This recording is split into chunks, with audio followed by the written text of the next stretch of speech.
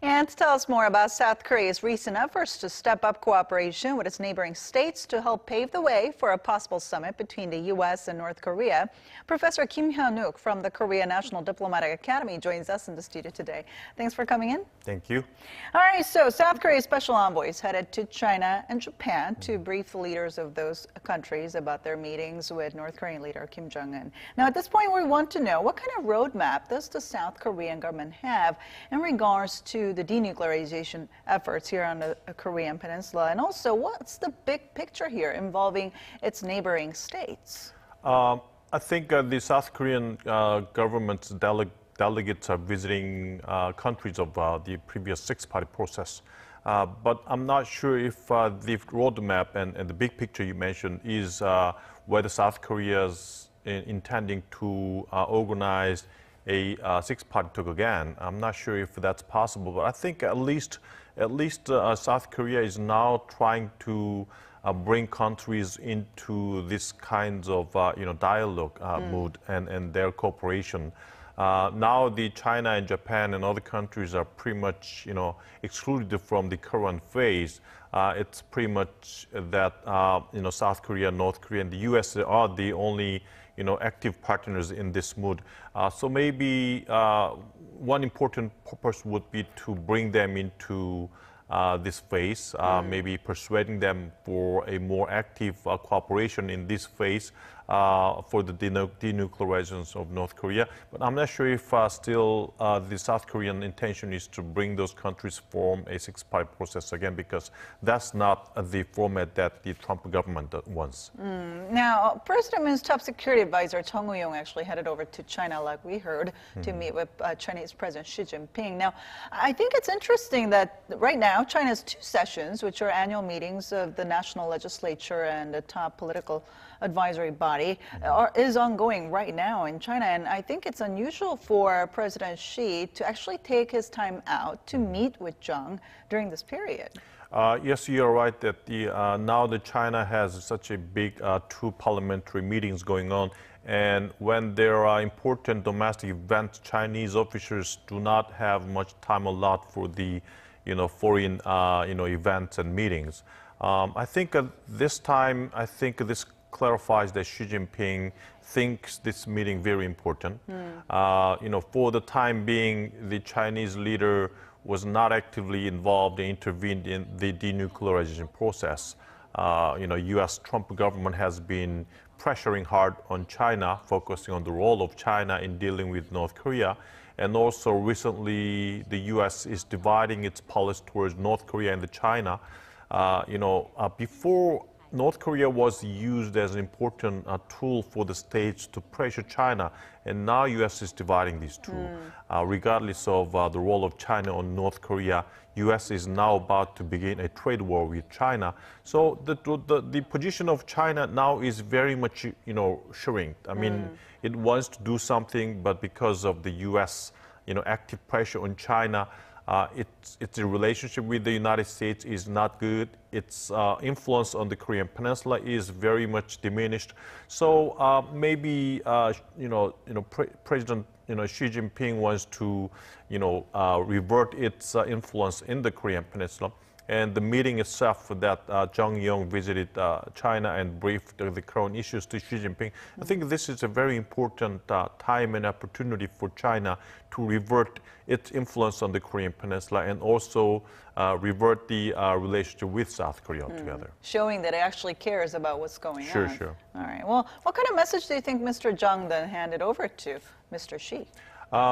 Maybe the message would have been that China passing is not the one going on. China's role is still very important in denuclearizing North Korea. I think South Korea is kind of worrying about the North Korean diplomacy. Before, even during the six-party process, after the first nuclear test in 2006. China was very harsh on North Korea, and North Korea went into the side of the United States. They had a secret deal and came up with, February 13th agreement in 2006. So I think China is worrying about this. Now North Korea is on the side of the United States. But South Korean government is worrying if the U.S. and North Korea deal is not going well, North Korea would go back to China again. No process in denuclearization because of North Korea's diplomacy between the U.S. and China. So I think we need to have a very solid cooperation with China so that we can prevent this kinds of diplomatic maneuvers of North Korea.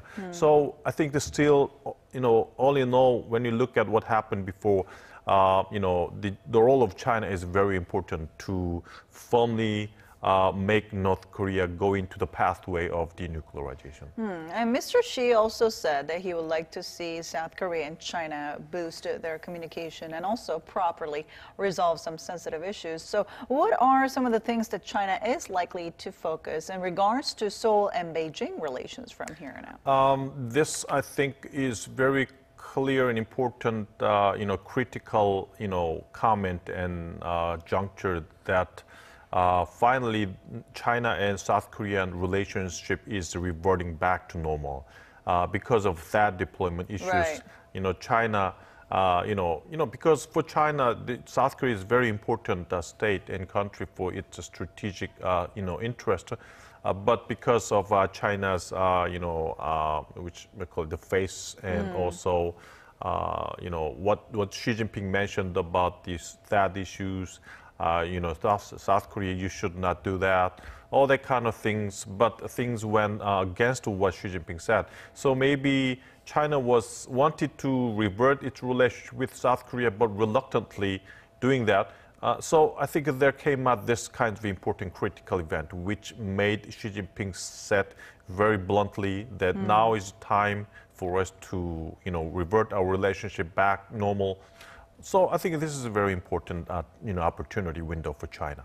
All right. Now, shifting our focus a little bit, the director of South Korea's National Intelligence Service, Seo-hoon, visited Japan to brief Tokyo on his visit to North Korea. Now, Seo met with Japanese Foreign Minister Kono Taro on Monday, and they agreed to maintain maximum pressure on North Korea.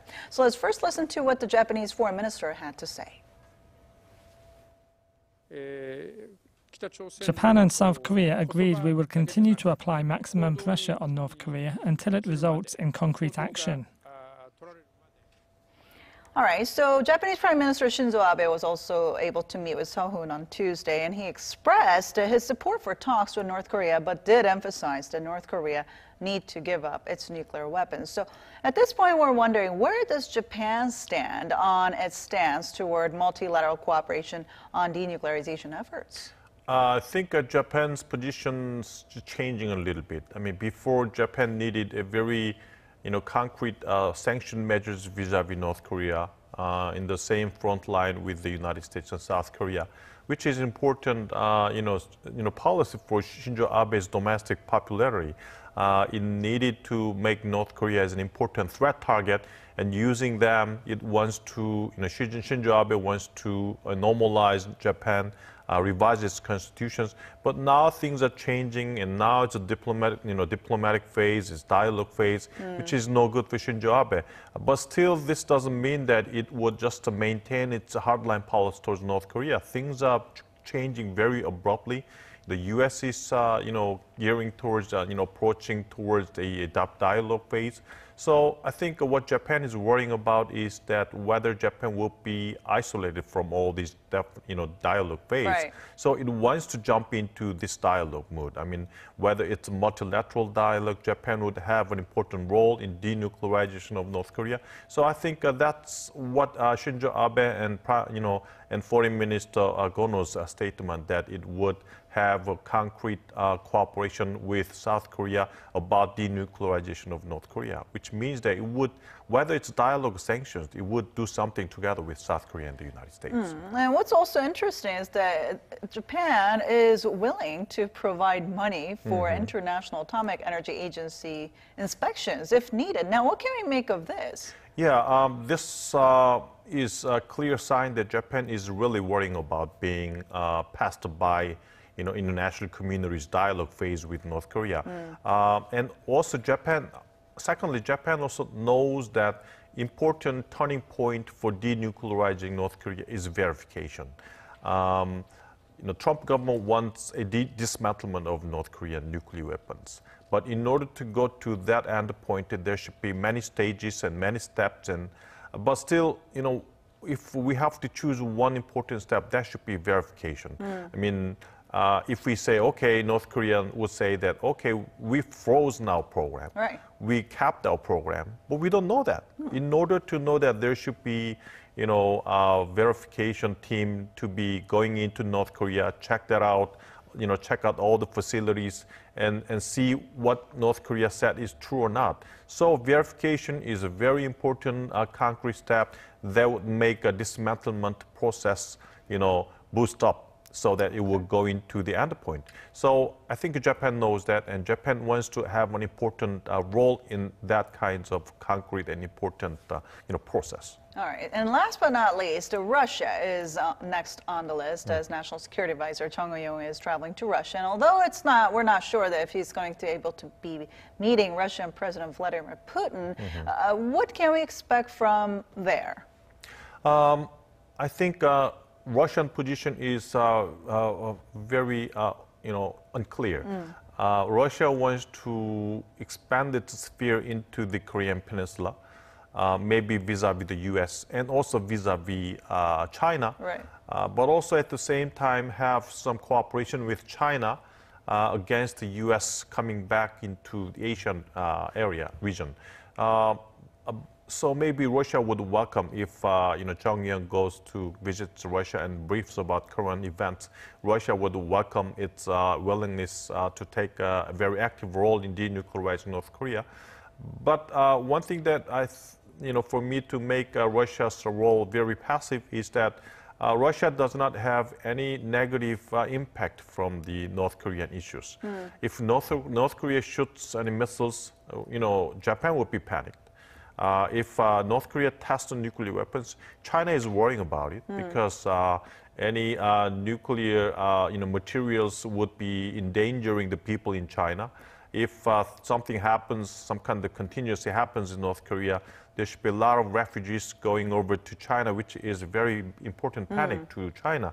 But Russia does not have any kinds of these threats. So no threats, no urgency. Maybe, getting there would give them some benefits, but unless there are, no enough threats for Russia, I don't think Russia would be hurrying and jumping in with urgent, interests as Japan and China have. They're in quite a different position compared to China and Japan. All right. Thank you so much for your insight today. Thank you very much.